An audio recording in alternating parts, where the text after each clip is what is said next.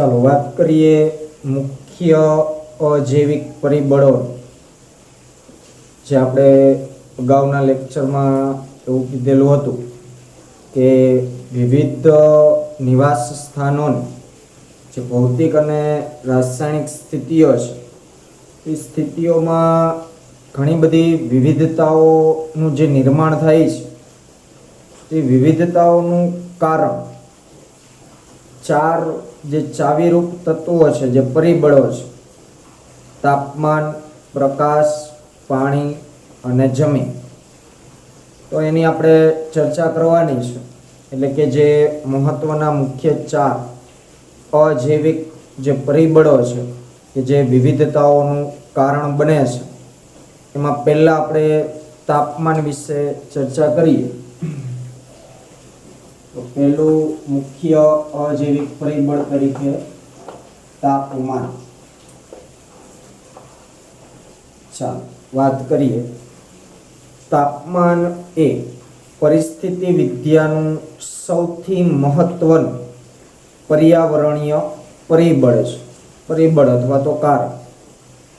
આમ તો ચારે ચાર તાપમાન, પ્રકાશ, પાણી અને જમીન બધા મહત્વના જ છે, પરંતુ સૌથી વધારે મહત્વનું હોય તો એ પરિબળ છે તાપમાન. તમે વાકેફ છો કે પૃથ્વી પર સરેરાશ તાપમાન ઋતુઓ પ્રમાણે બદલાતું રહે છે. સરેરાશ તાપમાન ઋતુઓ પ્રમાણે બદલાતું રહે છે. સરેરાશ તાપમાન પૃથ્વી પર ઋતુઓ પ્રમાણે બદલાતું રહે છે.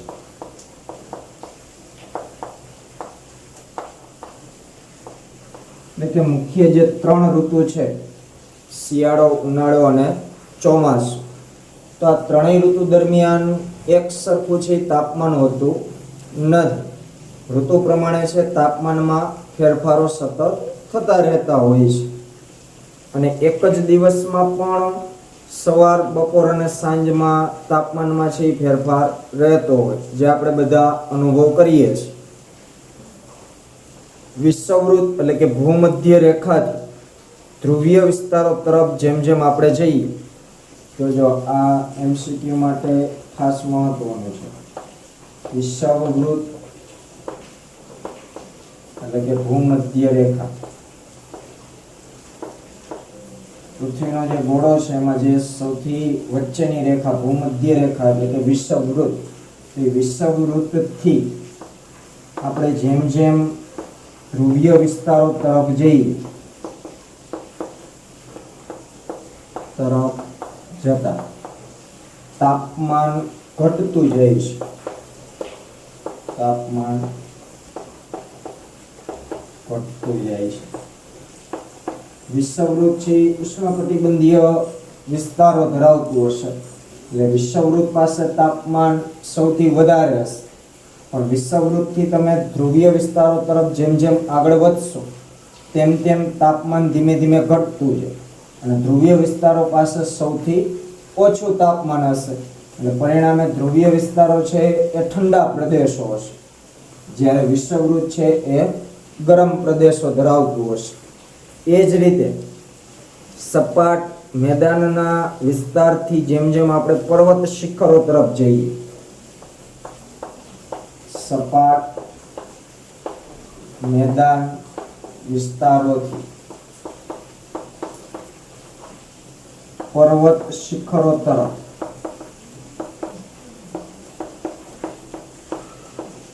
જતા પણ તાપમાન ઘટતું જાય છે.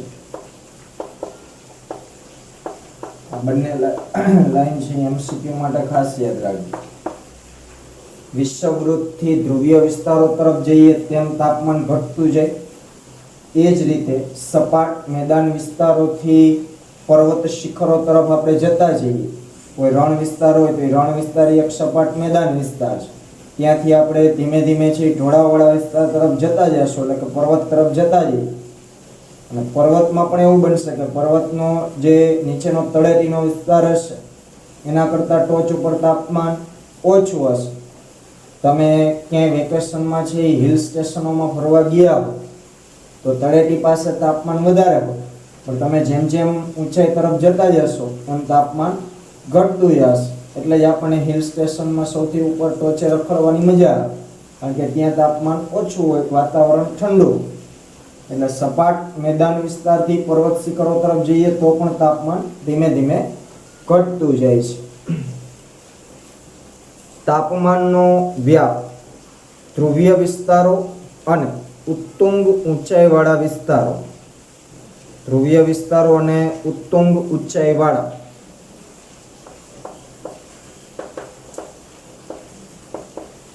ધ્રુવીય વિસ્તારો અને ઉત્તુંગ ઊંચાઈવાળા વિસ્તારો. ઉત્તુંગ ઊંચાઈવાળા એટલે હાઈ, વધારે લેવલની ઊંચાઈવાળા જે વિસ્તારો હોય એ. તો ત્યાં 0 થી નીચે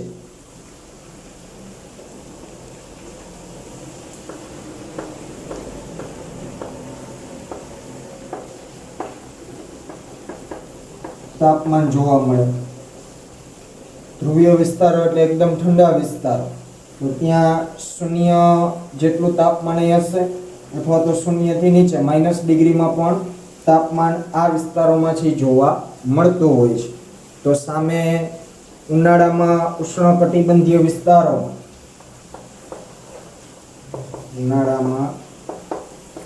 ઉષ્ણકટિબંધીય વિસ્તારો જે હોય તો ત્યાં તાપમાન છે એ 50°C થી પણ વધારે જતું રહેતું હોય.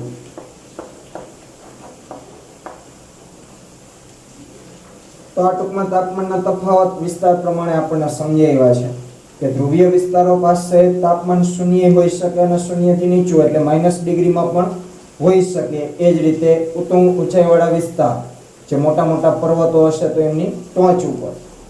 સાથે સાથે જોઈએ તો ઉનાળામાં ઉષ્ણકટિબંધીય જે વિસ્તારો છે, એટલે કે ખાસ કરીને વિષુવવૃત્ત પ્રદેશ તરફ, તો ત્યાં તાપમાન ઉનાળાની અંદર 50°C થી પણ વધારે છે, ક્યારેક ક્યારેક જોવા મળતું હોય છે. તેમ છતાં કેટલાક અદ્વિતીય નિવાસ સ્થાનો પણ છે જ્યાં તાપમાન આપણી કલ્પના બહારનું હોય છે, જેવા કે ગરમ ઝરણા તથા ઊંડા સમુદ્રના જલ ઉષ્ણ નિકાલ માર્ગો, કે જ્યાં સરેરાશ તાપમાન 100°C ને પણ વટાવી જાય છે. આવા પ્રદેશો છે ગરમ ઝરણા તથા જે ઊંડા સમુદ્રના જલ ઉષ્ણ નિકાલ જે માર્ગો, ઊંડા સમુદ્રના જલ ઉષ્ણ નિકાલ માર્ગો, તો ત્યાં તાપમાન 100°C થી પણ વધારે હોઈ શકે છે. આ ઊંડા સમુદ્રના જળ ઉષ્ણ નિકાલ માર્ગો એટલે કે સમુદ્રની ઊંડાઈ, ગરમ લાવા કે એવા કોઈ પદાર્થ હોય કે જ્યાંથી એ વહન પામતા હોય, તો એ જગ્યાએ આટલું તાપમાન છે એ પહોંચી જતું હોય છે 100°C થી પણ વધારે. એટલે આ બધું MCQ માટે ખાસ યાદ રાખવા જેવું છે. તેથી સામાન્ય જ્ઞાન છે કે આંબાના વૃક્ષો કેનેડા અને જર્મની જેવા જે ઠંડા પ્રદેશ છે, શીતોષ્ણ જે વિસ્તારો છે, એ દેશોમાં થતા નથી. એટલે આ તાપમાનની વિવિધતાને આધારે સજીવોના અનુકૂલનો છે એ કેળવાયેલા હોય છે. એટલે દરેક વિસ્તારમાં આપણને તાપમાનના તફાવત જે જોવા મળે છે એના આધારે ત્યાં રહેતી જાતિઓમાં પણ વિવિધતા હોય છે. તો જે આંબાના વૃક્ષ છે એ ગરમ પ્રદેશમાં થતા વૃક્ષો છે, તો સ્વાભાવિક રીતે વિચારી શકાય કે જે ઠંડા પ્રદેશો હશે, બરોબર, આપણી જ વાત કરીએ તો હિમાલયની બધું ઠંડા વિસ્તારો કહેવાય, જમ્મુ કાશ્મીરની, પણ કેનેડા, જર્મની જેવા જે શીતોષ્ણ વિસ્તારો છે કે જે ધ્રુવીય વિસ્તારો છે, આખા દેશની અંદર એકદમ ઠંડુ તાપમાન જ છે એ જોવા મળતું હોય છે. તો આવા દેશોની અંદર આંબા છે એ આપણે ઉગાડી શકતા નથી કે એનો આપણે ઉછેર પણ કરી શકતા નથી, એ ઉગે જ નહીં. કારણ કે આંબાનું વૃક્ષ છે એને નોર્મલી 25, 30 કે 35 સેલ્સિયસ તાપમાન છે એ જોતું હોય સામાન્ય રીતે. પરંતુ આજે કેનેડા, જર્મની જેવા જે દેશો છે એ તો છે જ ઠંડા વિસ્તારો, તો ત્યાં એટલું તાપમાન છે એ ભાગ્યે જ જોવા મળશે, હોતું જ નથી એટલું તાપમાન. તો પછી એવા વિસ્તારની અંદર એવા કોઈ પણ વૃક્ષ કે એવી કોઈ પણ જાત રહી શકશે નહીં કે જે ઉષ્ણકટિબંધીય વિસ્તારોમાં થતી હોય. એવી જ રીતના ઉલટું છે કે જે ઠંડા પ્રદેશના સજીવો હશે એ પછી વનસ્પતિ હોય કે પ્રાણીઓ, તો એ પછી ઉષ્ણકટિબંધીય વિસ્તારોમાં છે પોતાનું જીવન ટકાવી શકતા નથી. એનું પણ એક ઉદાહરણ આપ્યું છે, બર્ફીલો દીપડો, એટલે કે જે બરફ આચ્છાદિત વિસ્તારોમાં જે જોવા મળે છે. તો આવો જે બર્ફીલો દીપડો હશે એ કેરળના જંગલોમાં જોવા મળતા નથી. આપણા કેરળના જંગલો હશે એક ઉદાહરણ છે, તો ત્યાં આપણને એવા કોઈ સજીવો જોવા નહીં મળે. અથવા તો મેં જે કીધું એ પ્રમાણે કે ઉષ્ણકટિબંધીય વિસ્તારના જે સજીવો હશે એ ધ્રુવીય વિસ્તારોમાં જોવા ન મળે. અને ધ્રુવીય એટલે કે ઠંડા વિસ્તારો, બર્ફીલ વિસ્તારના જે સજીવો હશે, પ્રાણી કે વનસ્પતિ, એ આપણને ગરમ પ્રદેશ, ઉષ્ણકટિબંધીય વિસ્તારોમાં જોવા મળે નહીં. કારણ કે એ જાતિ એ વાતાવરણથી ટેવાયેલી હોય. એમના શરીરની અંદર ચાલતી દેહધાર્મિક ક્રિયાઓ એ કોઈ ચોક્કસ તાપમાન આધારિત નિશ્ચિત થતી હોય. તો એમની અંદર ચાલતી દેહધાર્મિક ક્રિયાઓ સારી રીતે ચાલે એના માટે કોઈ જરૂરી તાપમાન અનુકૂલિત થતું હોય, અને એટલું તાપમાન એને મળે તો જ એની અંદર એ દેહધાર્મિક ક્રિયાઓ સારી રીતે પૂર્ણ થઈ શકતી હોય. બીજું એક ઉદાહરણ આપ્યું છે કે ટુના માછલી મહાસાગરમાં ઉષ્ણકટિબંધના અક્ષાંશોથી આગળ ભાગ્યે જ જોવા મળે છે કે પકડી શકાય છે. ટુના માછલીની જાત છે તો એ ઠંડા વિસ્તારમાં રહેતી જોવા મળે છે. તો દરિયાઈ વિસ્તાર પણ ક્યાંક ધ્રુવ વિસ્તારમાં આવતો હશે, ક્યાંક ઉષ્ણકટિબંધીય અક્ષાંશમાં આવતો હશે. તો એ દરિયાનો જે ઉષ્ણકટિબંધીય અક્ષાંશનો ભાગ છે એનાથી આગળ આપણને એ ટુના માછલી જોવા મળતી નથી. એ દરિયાનો જે વિસ્તાર ધ્રુવ તરફ આવતો હશે એ ભાગમાં એ માછલી રહેતી જોવા મળે, કારણ કે એ ઠંડા પ્રદેશની છે. સજીવ જીવન માટે તાપમાનના મહત્વનું તમે એ સમયે સહેલાઈથી યોગ્ય રીતે મૂલ્યાંકન કરી શકો છો કે જ્યારે તમને ખ્યાલ આવે કે તે એટલે કે તાપમાન ઉત્સેચકોના ગતિ વિજ્ઞાનને પ્રભાવિત કરે છે. આ બાબત ખાસ સમજવા જેવી છે. જે હમણાં મેં કીધું દેહધાર્મિક ક્રિયાની આપણે જે વાત કરતા, તો કોઈ પણ સજીવની અંદર ચાલતી જે ઉત્સેચકીય પ્રક્રિયાઓ હોય એ ચોક્કસ તાપમાને નિયંત્રિત થયેલી હોય છે. એટલે કે કોઈ ચોક્કસ તાપમાને જે તે ઉત્સેચકો છે સક્રિય થતા હોય અને એ ઉત્સેચક એમની અસર છે એ દેહધાર્મિક ક્રિયા ઉપર દર્શાવતા હોય છે. એટલે અહીંયા એવું કીધું છે કે ઉત્સેચકોના ગતિ વિજ્ઞાન, ઉત્સેચકોના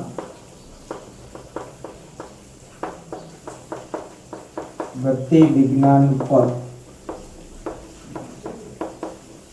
તાપમાનની અસર હોય છે.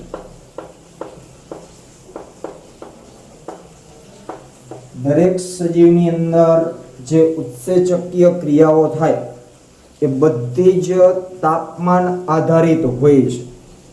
એટલે હંમેશા યાદ રાખવું કે ચોક્કસ તાપમાને જ ચોક્કસ ઉત્સેચકો છે સક્રિય થતા હોય, અને એ ઉત્સેચક સક્રિય થતા એ જે કંઈ ક્રિયા માટે આવશ્યક છે એ ક્રિયામાં એ ભાગ લઈ અને ક્રિયાને પૂર્ણ કરતા હોય છે. તેના દ્વારા સજીવની આધારભૂત ચયાપચય ક્રિયાવિધિ અને અન્ય દેહધાર્મિક કાર્યોને પણ પ્રભાવિત કરે છે. એ મુજબ જ ચયાપચય ક્રિયાઓ આગળ વધતી હોય ઉત્સેચકોને આધારે, પણ ઉત્સેચકો પાછા કોનાથી ટેવાયેલા છે? તાપમાનથી. થોડાક જ સજીવો તાપમાનની વ્યાપક ક્ષેત્ર મર્યાદાને સહન કરી શકે છે અને વૃદ્ધિ પામે છે. આવા જે સજીવો હશે એને યુરીથર્મલ સજીવ તરીકે ઓળખવામાં આવે. યુરીથર્મલ સજીવ જે તાપમાનની વ્યાપક ક્ષેત્ર મર્યાદા સહન કરે. આ પણ એમસીક્યુ માટે યાદ રાખજો. યુરીથર્મલ સજીવો એટલે કે પૃથુતાપી, ગુજરાતીમાં એને પૃથુતાપી સજીવો તરીકે ઓળખવામાં આવે. આ પૃથુતાપી સજીવો અથવા તો યુરીથર્મલ સજીવો જે હશે પણ એવા બહુ ઓછા સજીવો છે કે જે તાપમાનની વ્યાપક ક્ષેત્ર મર્યાદા સહન કરે છે. એટલે કે અતિશય ઊંચા તાપમાને પણ આ સજીવો છે એ પોતાની દેહધાર્મિક ક્રિયાઓ અથવા તો પોતાનું જીવન સારી રીતે છે એ વ્યતીત કરી શકતા હોય છે, પણ એવા સજીવો બહુ ઓછા છે. એટલે તાપમાનની વ્યાપક ક્ષેત્ર મર્યાદાને સહન કરતા જે સજીવો છે તેને યુરીથર્મલ અથવા તો પૃથુતાપી તરીકે ઓળખવામાં આવે. એનાથી ઉલટું કે તેમનામાંથી મોટા ભાગના તાપમાનની ઓછી ક્ષેત્ર મર્યાદા પૂરતા સીમિત રહે છે અને એવા પ્રાણીઓને સ્ટીનોથર્મલ તરીકે ઓળખવામાં આવે.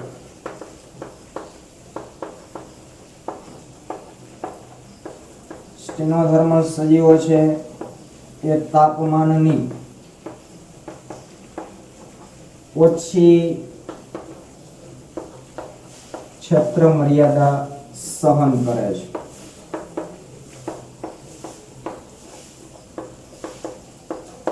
મોટા ભાગના સજીવો છે ઓછા તાપમાને સક્રિય રહેતા હોય છે અને પોતાનું જીવન સારી રીતે ગુજારતા હોય છે. તો એવા પ્રાણીઓને સ્ટીનોથર્મલ સજીવો તરીકે ઓળખવામાં આવે. એટલે આમાં પ્રાણી અને વનસ્પતિ બંને આવી જશે.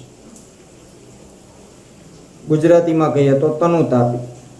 વિવિધ જાતિઓ ભૌગોલિક વિતરણ ખૂબ જ વધુ હદ સુધી તેમના તાપીય સહન શક્તિ સ્તર પર નિર્ભર કરે છે.